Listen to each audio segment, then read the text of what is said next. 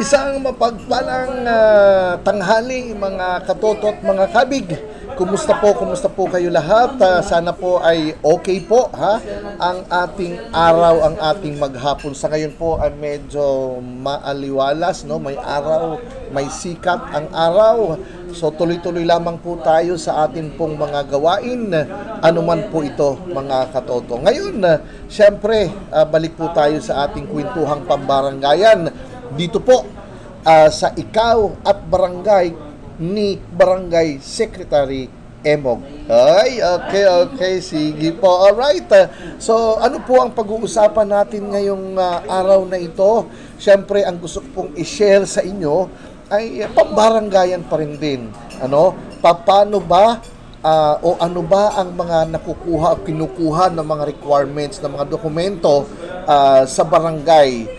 At syempre, iba-ibang klase po, depende po sa barangay.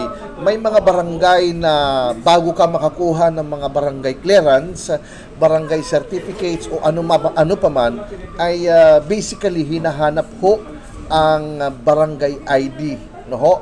Or di kaya ay valid ID, para maging basihan kung mapagkakakilanlan sa pangalan mo at kung saan ka talaga nakatira. Ang problema po kasi, kung valid ID, minsan kung ang inirehistro mo sa valid ID probinsya, hindi mo makikita yung kanyang address, Pero syempre, ang pagbabasihan na lang po natin doon yung kanyang pangalan. Pero yung address ay syempre kukunin naman po yan. Dito po sa amin pong barangay sa 178, iba't ibang barangay clearance, iba't ibang certifications ang ini-issue po natin. At pag nagpakilala, tinanong naman po natin, nagpakilala na siya taga-barangay ganito, dito sa barangay, at ano yung address, ano yung street, no?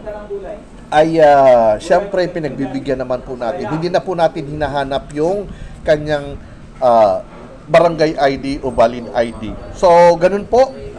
Siyempre, sabi ko nga, barangay clearance, marami po yan. But basically, ang barangay clearance ay kadalasan hinahanap po yan kapag ka mag-a-apply ng trabaho. Kasi po, ang nakalagay sa barangay clearance ay tinatanong dyan kung ikaw ba'y bona fide resident or bona fide resident at good moral character. Dahil mag-a-apply ka ng trabaho, gusto makasigurado ng ina-applyan mo na ikaw ay may good moral character, no? Na wala kang masamang ginagawa bilang residente ng pamayanan. So most likely ang kumukuha nga po niyan ay yung mga kukuha para sa employment purposes. Pagdating naman po sa certificates, syempre, depende rin po yan ang mga barangay certificates. Sa barangay certificates naman po, ang pagkakaiba po nila sa barangay clearance, sa barangay certificate, ay wala pong nakalagay doon na good moral character. Ang nakalagay lamang po dyan na ikaw ay bona fide resident. Tapos, ano yung purpose? Saan mo gagamitin? Kung yan ay halimbawa, pwede rin siya for employment, depende, pero kadalasan nga po, pag employment, barangay clearance po ang hinahanap. At syempre, pag certificate, so depende na po sa kung saan dadalhin. Halimbawa, si school, hindi na po barangay clearance ang hinahanap, kundi certificate. Saan pa ginagamit ang barangay certificate? Binagamit ang barangay certificate, halimbawa, kung mag-a-avail ka ng service galing po sa ng hospital, yung mga public hospital, so hinahanapan po ng barangay certificate. So syempre, pag maglo-loan, barangay clearance po ang ginagamit kasi nga yung good moral character ang hinahanap po doon. Sa barangay certificate, pinapatunay lamang po dyan kung ikaw ay residente. Although sa barangay clearance ay nakalagay doon bona fide resident, at the same time ikaw ay with good moral character. Sa certificate ay specifically ang sinasabi lang po dyan ay kung saan ka nakatira, kung ikaw ba'y bona fide resident sa isang lugar.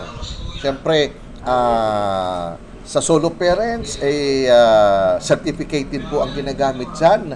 Siyempre, yung mga ibang mga agencies, no, na kailangang maghanap, no, kailangan ng certificates. Ikaw daw dadalo mamaya. Yun po ay tawag nito ay certificate lamang po ang kinakailangan. Okay. At siyempre, maliban sa barangay certificate at barangay clearance, mayroon din po tayong indigency. Kadalasan po sa indigency, siyempre nakalagay po dyan na ikaw ay bona fide resident din sa isang lugar. And at the same time, with low income, no? Low income resident ka po. So, basically, ginagamit po ito kapag ka magre-request ka ng financial assistance sa gobyerno, mga service, no, sa mga public agencies, ginagamit din po ang indigency. Siyempre, sabi ko nga, yung mga maglo-loan, yung mga is barangay clearance po yan. Okay, so yun po. At may mga ibang mga certifications din na kailangan, pero yun nga, nagdidepende po yan. Okay, so sana po ay nakapagbigay tayo ng konting kaalaman sa proseso, sa pagkuha at ano ang mga kakailanganing requirements sa isang residente. Sana po ay nabigyan ko po kayo ng ideya.